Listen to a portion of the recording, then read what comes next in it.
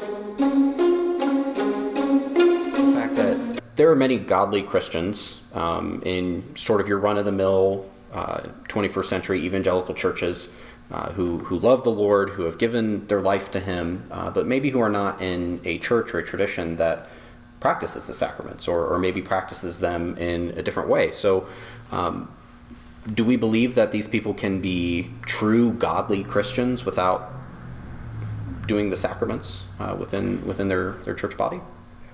Well, I think what I'd want to say is that we have to remember that all have sinned and fall short of the glory of God. And so I'm not really sure that any of us can call ourselves godly Christians. We are all saved by grace through faith. And being that we are saved by grace, we should want all the means of grace that God has given us to be operative in our lives. Of course, it is God who saves. It is God who judges. I have no doubt that people can have a real operative faith, can be in a relationship with God. However, I would never want to say they don't need the sacraments. The sacraments are a part of the fullness of faith. And so they would be better Christians, I would say, with a healthier participation in the Eucharist, which sort of binds them to the people of God through the ages. It's a part of what it means to be the church in fullness. So right. That's what I'd say. Right.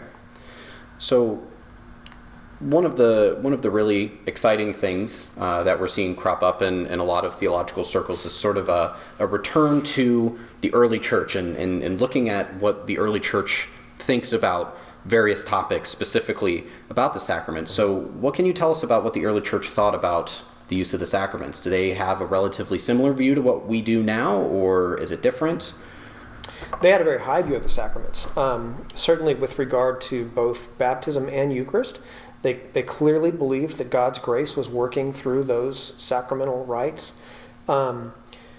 Interestingly enough, before the New Testament canon came into its shape in the late 4th century, the sacraments were a highly important sort of locus of authority for the early Christians.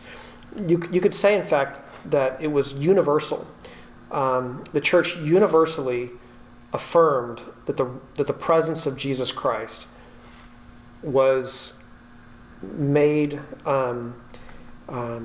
accessible through the Eucharist, for instance. It was universally affirmed that grace was operative in the sacrament of baptism. And it's really interesting that the New Testament never calls itself the New Testament. We have a collection of Gospels, we have the book of Acts, we have a collection of letters, all written by different people in different contexts for different reasons. We know that by the time we get to about the late 4th century, the church has for a number of centuries been sort of narrowing its list of texts that would ultimately become the New Testament canon.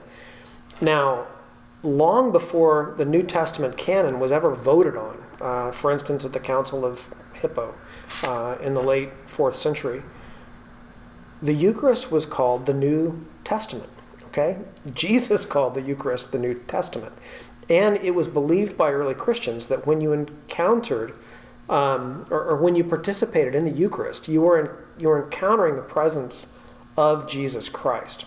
Now, ultimately, as the canon began to take shape, the language of the Eucharist was actually borrowed to describe the fact that we encounter Jesus Christ in these texts in a way analogous to the way that we encounter him in the sacraments. Right. And so for those Christians who are sort of Bible only, Bible outweighs the sacraments, that is historically, I think, problematic, because the New Testament actually derived its authority analogically from the sacraments.